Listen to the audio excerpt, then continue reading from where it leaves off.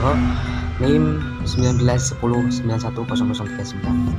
Pada kali ini saya akan membawa materi tentang latar belakang berdirinya Kerajaan Majapahit. Latar belakang berdirinya Kerajaan Majapahit di Jawa, tepatnya bagian timur, pada abad ke-13 akhir hingga 15 awal, terdapat sebuah kerajaan yang sangat besar dan berpusat di Triwulan, berdaerah di hulu Sungai Berantas, yaitu bernama Kerajaan Majapahit. Di dalam gambaran kitab Negara Kertagama, Kerajaan Nusantara ini pernah dicatat karena memiliki pengaruh yang cukup luas. Berdirinya Kerajaan Majapahit tidak lepas dari perebutan kekuasaan yang terjadi di Kerajaan Singosari. Ketika Jaya Katuang menyerang Singosari, Raden Wijaya yang merupakan menantu dari Kertagama kabur ke Sumenep. Setelah Kertanegara diberitakan tewas, Raden Wijaya lalu pura-pura takluk pada Jaya Katuang. Berkat bantuan Ari Wijaya, yaitu Adipati Sumenep, menjamin kepatuhan Raden Wijaya pada Kerajaan Singosari. Jaya Katuang akhirnya menerima Raden Wijaya dan memberikan sebuah wilayah yang menjadi cikal bakal dari Kerajaan Majapahit. Raden Wijaya memanfaatkan sepenuh wilayah yang dihadiahi oleh Jaya Katuang. Wilayah tersebut menjadi kota dagang yang sangat ramai dan kekuatan militer yang melebihi Kerajaan Singosari. Raden Wijaya kemudian menggalang kekuatan dan bekerjasama dengan Kubilaihan untuk melawan Jaya Katuang. Kerajaan Singosari pun hancur setelah Jaya Katuang kalah, dan terciptanya Raden Wijaya menyerang Bali pasukan Mongol. Di tahun 1293, Raden Wijaya membangun daerah kekuasaannya di daerah Perdikan dan pusat yang diberikan nama Majapahit, tepatnya di daerah Tarik Tirta Sidoarjo Tirta Berantas. Asal nama Majapahit bermula dari para penebang hutan suruhan Raden Wijaya yang menemukan sebuah maja dan pahit rasanya. Kekuasaan wilayah yang pertama meliputi bagian timur, yaitu Lumajang yang dikuasai oleh Wiraraja, dan bagian barat Kediri, Singosari, Jenggala, dan Madura. Berdirinya Kerajaan Majapahit menurut cerita rakyat, konon dulu Pangeran Raden Jaka Sesuruh dari Pajajaran yang melarikan diri ke wilayah Jawa sebelah timur karena Kerajaan Pajajaran sedang dikuasai pemberontak yang bernama Jongwanara. Jongwanara masih putra Pajajaran. Sejak kecil ia dibuang oleh Raja Pajajaran karena diramal akan membawa malapetaka. Oleh karena itu, Jongwanara bermaksud membalas dendam dan menyerbu Pajajaran dan menguasainya. Raden Jaka Sesuruh terus berlari ke timur, ingin ke puncak Gunung Kombang menjumpai nenek pertapaan dan meminta petunjuk. Raden Jaka Sesuruh di tengah perjalanan merasa kehausan dan perutnya berkali-kali menahan lapar. Beruntunglah ada sebuah rumah yang dihuni oleh dua orang pemuda dan seorang gadis. Kemudian Raden Jaka Sesuruh dijamu, disuruh dan bermalam di situ. Keesokan harinya, Raden Jaka Sesuruh diantar oleh warga tadi menuju puncak gunung. Puncak gunung, Raden Jaka Sesuruh bertemu dengan nenek pertapa menyambut kedatangannya. Nenek itu mengarahkan Raden ke timur, dan jika ada pohon maja dan dengan satu buah disuruh berhenti, dan nenek tersebut memberikan petunjuk dua burung perkutut. Disitulah Raden disuruh membuka hutan menjadi sebuah perkampungan. Setelah sampai tempat yang dimaksud, Raden tadi merasa kehausan dan melihat hanya ada buah maja tersebut. Kemudian mengambil dan membaginya, namun setelah dimakan ternyata rasanya pahit. Kemudian Raden Jaka Sesuruh bergetak hatinya, kemudian menamakan Majapahit. Setelah beberapa lama, jadi sebuah dusun kecil dan banyak pendatang yang ikut bergabung. Majapahit pun menjadi kerajaan dan Raden pun diangkat menjadi rajanya bergelar Prabu Wijaya. Di sini saya Ismini Fadila akan menerangkan tentang kondisi politik Kerajaan Majapahit. Kondisi kehidupan politik Kerajaan Majapahit yakni ditandai dengan terjadinya beberapa raja yang memerintah. Di sini saya akan kupas satu persatu raja yang memiliki dampak besar bagi Kerajaan Majapahit. Raja-raja yang pernah memerintah di Kerajaan Majapahit yakni pertama, Raden Wijaya, pendiri dari Kerajaan Majapahit yang bergelar Kertarajasa Jayawardhana. Dia memerintah pada tahun 1293 sampai 1309. Dalam memerintah, Raden Wijaya memeristri 4 putri Kertanegara. Yang pertama Tribuaneswari, kedua Gayatri atau Raja Patri yang memiliki 2 anak, yaitu Bretahet dan Sri Gita Raja. Dari pernikahan ini lahir 2 orang putri, yakni Dia dan Tribhuwana. Yang ketiga Praja Napramita, yang keempat Narendra Duhita, dan meninggalkan anak 1 laki-laki dari Indriswari yang bernama Kalagamet atau Jayanegara yang menggantikan Raden Wijaya ketika wafat. Raden Wijaya ketika wafat meninggal digantikan oleh anaknya yakni Kalagamet dengan gelar Sri Jayanegara yang memerintah pada tahun 1309 sampai 1328. Jayanegara putra Prameswari dinobatkan pada tahun 1328. Pada masa pemerintahannya banyak terjadi pemberontakan yang dilakukan oleh bekas-bekas sekutu Rajasa. Penyebabnya karena mereka kecewa pembagian kekuasaan dan sifat Jayanegara. Jayanegara meninggal dan dibunuh oleh Panca Tabi Islam dan dimakamkan di Candi Singgobudi. Pemberontakan yang terjadi pada pemerintahan Jayanegara yakni pertama pemberontakan Ranggalawe, kedua pemberontakan Suhudemung, ketiga pemberontakan Lembu Sore, keempat pemberontakan Bejadiwu, kelima pemberontakan Mandana, keenam pemberontakan Wagal, ketujuh pemberontakan Nambi adalah pemberontakan Kidung, Sorandaka, dan Pararaton yang menyimpulkan pemberontakan Nambi akibat fitnah dari Mahapati yang menginginkan kedudukan Pati Amangkubumi. Dia juga yang menyebabkan pemberontakan Lembu Sora 16 tahun sebelumnya pada era Wijaya, ke-8 pemberontakan Lasem, ke-9 pemberontakan Sinu, dan ke-10 pemberontakan Muti dan Baden. Setelah Jayanegara meninggal, maka yang menggantikan adalah Tribhuwana Tunggadewi adalah adik perempuan dari Jayanegara. Pada masa pemerintahannya meletus pemberontakan Sadem pada tahun 1253 Saka. Tapi pemberontakan ini dapat ditumpas oleh Gajah Mada atas prestasinya diangkat menjadi Pati Hamengkubumi. Setelah Tribhuwana Tunggadewi selesai, muncullah Hayam Wuruk. Hayam Wuruk adalah putra dari Tribhuwana Tunggadewi. Dia adalah raja terbesar Majapahit dan pada masanya mencapai masa keemasan. Hal ini tidak lepas dari bantuan Pati Hamengkubumi, Gajah Mada yang telah berhasil menguasai seluruh wilayah Nusantara. Cerita tentang Sumpah Palapa pada masa Hayam Wuruk memiliki patih terkenal pada masa Tribhuwana Tunggadewi, yakni Patih Gajah Mada yang pernah mengucapkan sumpah terkenal yakni Sumpah Palapa, yakni pernyataannya dia Gajah Mada Amangkubumi tidak ingin melepaskan kuasa.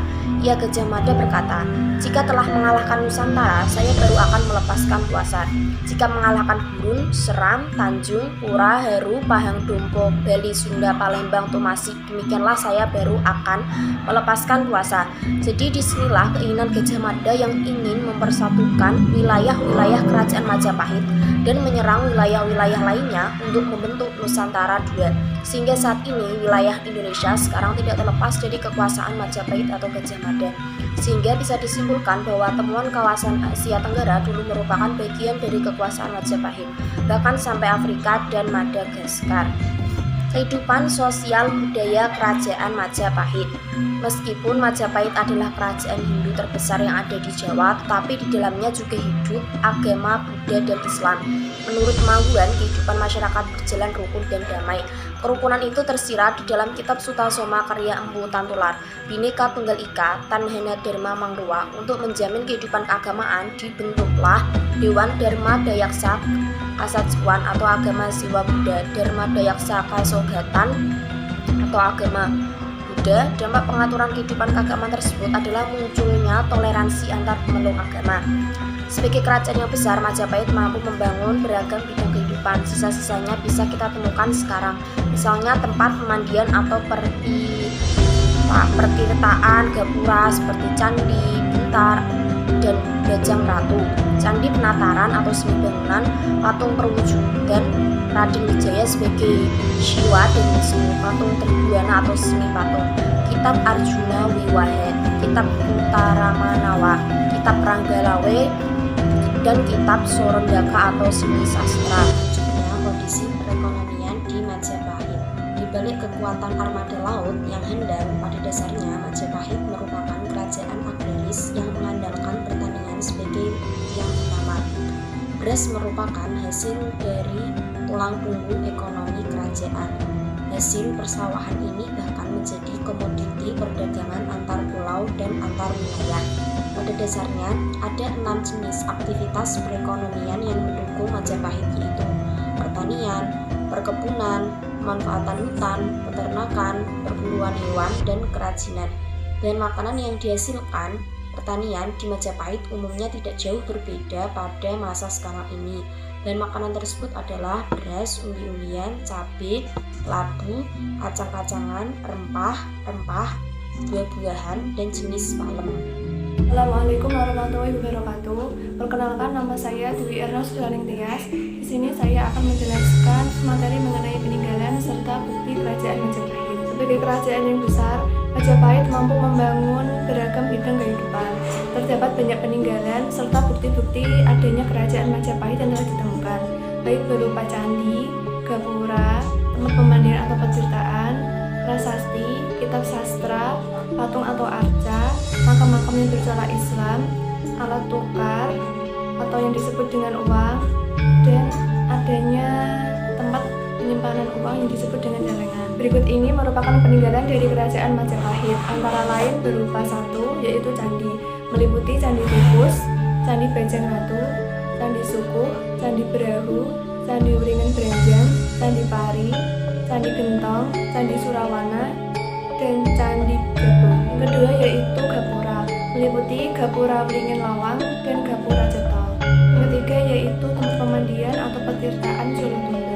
4 yaitu prasasti, meliputi Prasasti Alasantan, Prasasti Kamben, Prasasti Here-Here, Prasasti Wurare, Prasasti Maribo, Prasasti Kudadu, Prasasti Sukamerta, Prasasti Prapanca Sakura, Prasasti Parung, Prasasti Canggu, Prasasti Biluluk, Prasasti Karangbogeng, Prasasti Katigen, Prasasti Waringin Pitu, dan Prasasti Maraimano.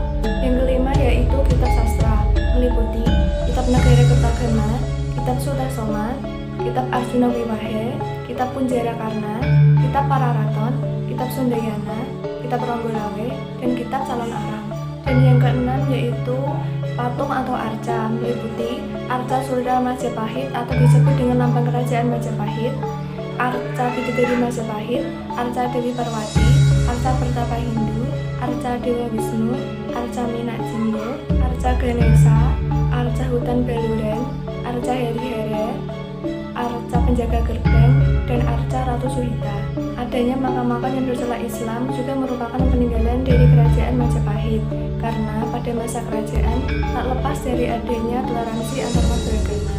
Makam yang bercorak Islam tersebut meliputi makam Putri Campa dan makam Troloyo. Pada masa kerajaan Majapahit juga mempunyai sebuah alat untuk menukar barang yang dinamai uang gobok. Selain itu, masyarakat juga membuat tempat untuk menyimpan uang yang disebut dengan celengan bebek. Assalamualaikum warahmatullahi wabarakatuh. Perkenalkan, nama saya Atta Hirsisani. Di sini saya akan memaparkan sedikit materi tentang runtuhnya kerajaan Majapahit. Majapahit adalah sebuah kerajaan besar yang wilayahnya membentang dari ujung utara Pulau Sumatera sampai Papua, serta Malaka yang sekarang dikenal dengan nama Malaysia, dahulu kala masuk dalam wilayah kerajaan Majapahit. Majapahit menjadi kerajaan Hindu-Buddha terakhir yang menguasai Nusantara, dan Sumpah Palapa yang menggema di bawah pimpinan Pati Gajah Mada yang berhasil menyatukan Nusantara menuju gerbang kejayaan dalam kurun waktu 98 kerajaan yang bernaungan di bawah pimpinan kekuasaan kerajaan Majapahit, mulai dari kerajaan Nusantara sampai kerajaan mancanegara. Kerajaan Majapahit berdiri pada tahun 1293 Masehi yang didirikan oleh Raden Wijaya yang dikukuhkan dengan gelar Sri Kertajasa Jayawardena. Dalam eksistensinya, kerajaan Majapahit sangat disegani di seluruh dunia yang mencakup wilayah Asia, dan kerajaan Majapahit ditakuti oleh Kekaisaran Tiongkok Cina. Pada saat itu, ketika mencapai kejayaan di era Hayam Wuruk dengan dukungan Patih Gajah Mada, kejayaan Majapahit mulai goyah. Sepeninggalnya sang raja, dan kejayaan Majapahit berangsur meredup, sehingga mengalami berbagai konflik sampai terdengar keluarga kerajaan. Serangan kerajaan Islam di Demak pada saat itu berhasil membuat Majapahit takluk, sehingga menyebabkan runtuhnya kerajaan yang terjadi pada tahun 1400. Masehi. Setelah Hayam Wuruk wafat, kerajaan Majapahit mengalami kemunduran. Dan kemunduran kerajaan Majapahit disebabkan karena semakin banyaknya kerajaan Islam yang menduduki tanah Jawa pada saat itu. Akan tetapi para sejarawan berpendapat tentang runtuhnya kerajaan Majapahit disebabkan karena kemunduran Majapahit yang terlihat ketika Hayam Wuruk wafat pada tahun 1938, dan ada juga yang berkata karena konflik keluarga yang memperebutkan kekuasaan pasca Hayam Wuruk wafat dan menjadikan Hayam Wuruk melemah pada saat itu.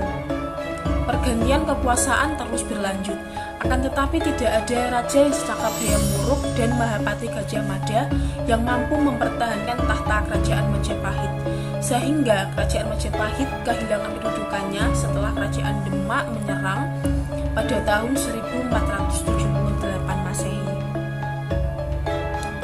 Ada versi lain menyebutkan bahwa runtuhnya kerajaan Majapahit disebabkan oleh lemahnya kerajaan akibat pertentangan perpecahan antara keluarga kerajaan dalam permasalahan kekuasaan. Sementara itu, ada perkembangan politik ekonomi di Asia Tenggara yang mempengaruhi daerah pesisir utara Pulau Jawa yang disertai oleh perkembangan Islam untuk mendorong runtuhnya kerajaan Majapahit dan akhirnya membawa keruntuhan yang disertai dengan disintegrasi, perebutan kekuasaan, dan pertentangan antar keluarga kerajaan Majapahit demi kepentingan sendiri-sendiri yang menyebabkan melemahnya kerajaan. Bisa dikatakan bahwa pada masa-masa akhir kerajaan Majapahit, rasa persaudaraan dan kesatuan di antara keluarga kerajaan